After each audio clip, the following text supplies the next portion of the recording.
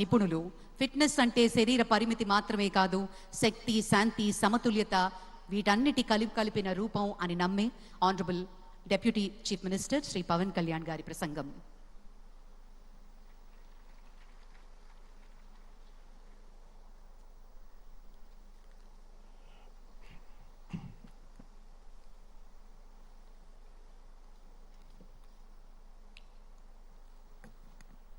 ఉదయ బ్రహ్మస్వరూపం, మధ్యాహ్నే తు మహేశ్వర, సాయంకాలే తు స్వయం విష్ణు, త్రయామూర్తి దివాకర. ముందుగా సూర్య భగవానునికి నమస్సమాంజలి తెలియజేస్తూ, యోగ విద్యను అందించిన ఆదియోగి పరమశివునికి, ఆ మహాయోగ విద్యని మనకి పతంజలి మహర్షి యోగశాస్త్ర రూపంలో అందించారు. వారిరువురి పాదపద్మములకు నమస్కారాలు. మన యోగ విశిష్టతను, గొప్పదనాన్ని ఋగ్వేదంలో ఉన్న మహానుభావులు తెలియజేస్తే, దానిని ప్రపంచవ్యాపితం చేసిన దార్శనికులు మాత్రం గౌరవ ప్రధానమంత్రి శ్రీ నరేంద్ర మోదీ గారు.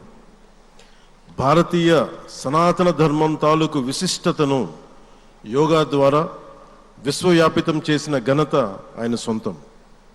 యోగా సాధకులు ఎంతటి దృఢచిత్తాన్ని కలిగి ఉంటారు, ఒత్తిడి జయించి సంకల్ప సాధకులుగా ఎలా నిలబడతారన్న దానికి కూడా మన గౌరవ ప్రధాని శ్రీ మోదీజీ గారు నిలువెత్తు ఉదాహరణ.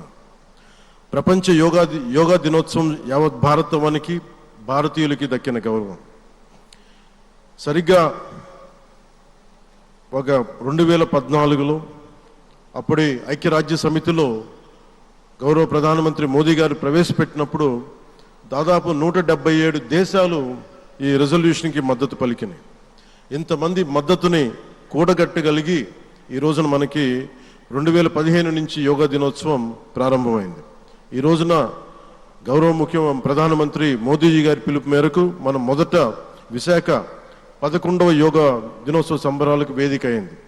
శ్రీ మోదీజీ గారి సమక్షంలో గౌరవ ముఖ్యమంత్రి వర్యులు శ్రీ చంద్రబాబు నాయుడు గారి కృషితో ప్రపంచ రికార్డుకు వేదికగా నిలిచింది.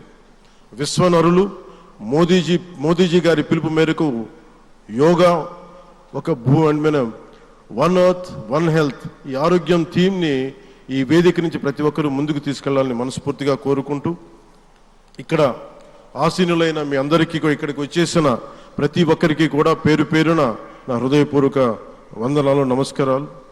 అలాగే గౌరవనీయులైన గవర్నర్ గారి శ్రీ అబ్దుల్ నజీర్ జీ గారికి, గౌరవ ముఖ్యమంత్రి శ్రీ నారా చంద్రబాబు నాయుడు గారికి, civil aviation minister Kinjarapu Rammohan Naidu గారికి, అలాగే మనకి Ayush minister of state independent charge Shri Prataprao Jadhav గారికి, అలాగే వేదిక పైన ఉన్న ప్రతి ఒక్కరికి, గౌరవ కేంద్ర మంత్రివర్యులకి, రాష్ట్ర మంత్రివర్యులకి, ప్రతి ఒక్కరికి పేరు పేరున ధన్యవాదాలు తెలియజేసుకుంటూ సెలవు తీసుకున్నాను. జై భారత్, జై హింద్.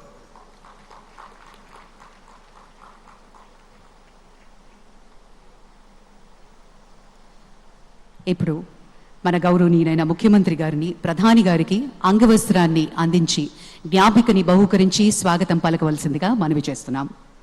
శ్రీ లక్ష్మీ నరసింహస్వామి సాక్షిగా ఈనాటి యోగాంధ్ర కార్యక్రమం సరికొత్త రూపం దాల్చి సరికొత్త రికార్డ్ని సృష్టించబోతున్నాం. ముందుగా అంగవస్త్రాన్ని అందిస్తున్నారు ముఖ్యమంత్రి నారా చంద్రబాబు నాయుడు గారు మన ప్రియతమ ప్రధాని గారికి.